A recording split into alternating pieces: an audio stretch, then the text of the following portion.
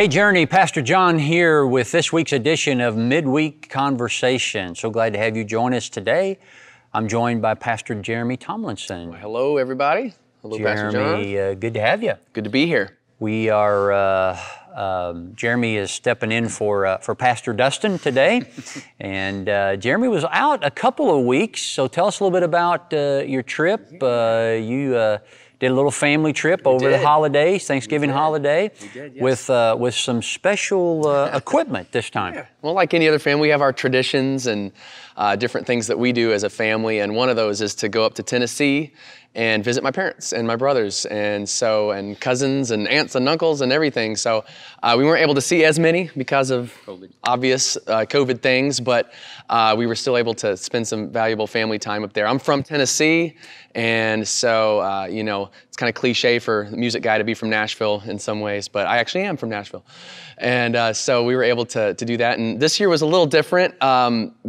One reason as well is we got an RV recently and a travel trailer, and so we hitched up and made the drive going up through Atlanta and Monteagle and all that. So that was an adventure to say the least. I bet. But it went well, and it was a blast. I mean, we kind of took our own little hotel room up there with us, and were able to stay there, and just it was a good time. Just remind everybody, Pastor Jeremy, you're married to Crystal, and you have 4 children. Yes. Ages what on down here? Almost 3. So Maylee is our youngest. She's almost 3 this month and on the 30th. And then 5, 7, and 9. So 3, 5, 7, and 9. Full house. So that's I mean, everybody's under 10. So 4 under 10. Oh yeah. It's special, to say the least. Yeah, and cramming up in an RV it really wasn't as crazy as maybe those of you that have RVs know. Like, those things open up and like they're impressive. So yeah, exactly. It was pretty cool. We got we had a good time. We had a really just a blast, really. And Pastor Jeremy's father is a preacher. Yeah, yes sir. Been a long time preacher in the Church of Christ. Churches up in Tennessee. Yeah. So now he's retired now. Yeah, he's retired. He's a part. He and my mom are members at the Natchez Trace Church of Christ in Nashville, and they're still meeting on Zoom.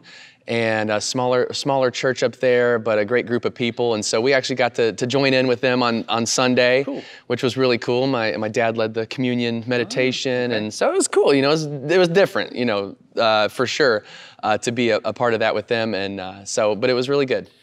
Now, you have 3 brothers, and we see a couple of them on our online community. Oh, yeah. Joel especially, yeah. Yeah, and Joel lives where, Arkansas? Yeah, he's in Arkansas. He's in Arkansas, yeah. Greenbrier, Arkansas. So yeah.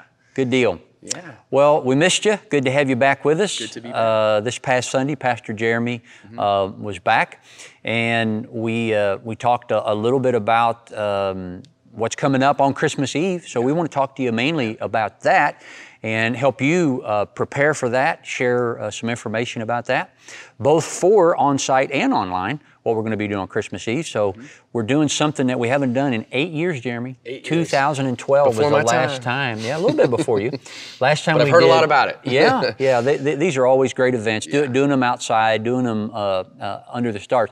Truthfully, the first time I heard this was even before I came to Journey. Okay. So I wasn't even the pastor here. I heard about it when I was talking with the church about coming here, and the pastor at the time was Mitch McKinney, who is now with one of the campus pastors at Real Life here in town. But Pastor Mitch, I think, was the first one to do an outdoor service like that. Cool. And I remember hearing about that, and I thought, that was really cool. And so in 2011, 2010, my first Christmas here, because I came in March of 2010, so 2010 Christmas, we did one then, and then we did another one in 2012. Okay. So haven't done it since. Yeah. We get asked a lot, hey, you want to do that? I remember that. That was so cool.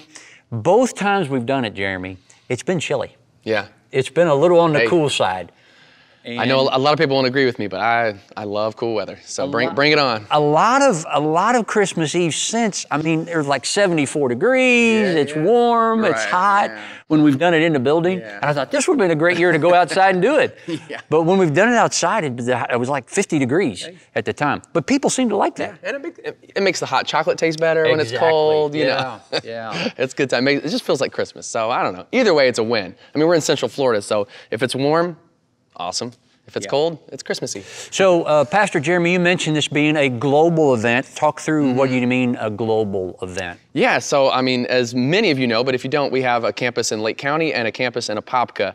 And this really just combines all of our on-site campuses. We'll talk about online in just a minute. It combines our on-site campuses together for one experience. And it will be held at the Apopka campus, but you know, just all together. That's really what it's all about. You know, in the year of 2020, when it's just been a lot of meeting and not meeting and that kind of thing, you know, we feel like it's a valuable year to really just bring everybody together for a really special night. And so we're looking forward to that. And the challenge of bringing everybody together, which could be several hundred people, safely, wisely, lovingly, as we talk about, the best place to do that would be outdoors. So that's part of why we made the decision to go outdoors. Now, we did talk about doing this at the Apopka Amphitheater, and so, because that's almost midway between the Lake County campus and the Apopka campus. It's a great location. We've done an event there several years ago at the Apopka Amphitheater, but the Apopka City regulations on using spaces where you're going to have more than a... It limits... I mean, you can seat thousands out there, and they limit it to about 250. So, right now. I can understand why, but that's not going to work for what we're looking for. And as much as we wanted to do that, we like that idea, it just wasn't going to work. So we said, let's just do it here at our Apopka campus. Pastor Eddie Schmidt from our Lake County campus said, hey, we'll come over and we'll kind of do it together. So good year to be together, good year to do that. So the service itself starts at 6 p.m., but we've added something before the service. So let's talk about some of the things we're going to do before the service. Absolutely. So we're calling it the Family Fun Zone. And if you've been to any of our, you know, the Fam Jams recently, then you get a little taste of it. But basically, different booths that we'll have set up with different games, and you know, there'll be a lot of different elements there. But it's fun for the whole family. But it's geared towards kids and families with young children. And that'll start at 4 and go to about 5:30. You know, we want to make sure we close that off at a time where you can go grab a spot for the actual candlelight service. But yeah, come at 4 if you have kids, or if you just want to come and play some games and just have a good time. We're gonna have hot chocolate. We're gonna have s'mores in our fire pit. If you've ever seen that, it's a good time. And so yeah, you know, it's gonna be a great time from 4 to about 5:30. And of course, with all the family activities, we'll be very careful to make sure hygienically everything is safe and good. Even I was going to say, even with the s'mores, our food services team, which does a great job here, they've talked about a prepackaged s'mores kit, so you can just come and pick that up. We talked about having a hot chocolate area as well, and some things there. Yep, for sure. So we're gonna have that, some candy canes, and just a great time. We're lighting up some of the area too that we've not done before. Wrapping some of the trees and lighting up some of the bushes around that area, just to kind of trying to amp it up a little bit, a little more than we've done in the past. So you know, we're trying to do our best and make it as Christmassy and just as fun for the whole family as possible. So I think it's gonna be a blast. So really excited about that. It's a challenge this year, as you know, gathering and trying to gather as many people as we can.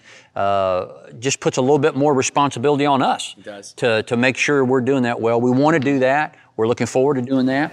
But great opportunity to invite someone, right? Yeah, it is. And we have some invite cards there. Yep, we do. So these right here, some of you have maybe seen these, and if not, you can pick them up, you know, in the atrium areas at Lake County or Apopka. But Christmas Eve under the stars, and then it has some information on the back about the times that we just talked about with the Family Fun Zone and the service time.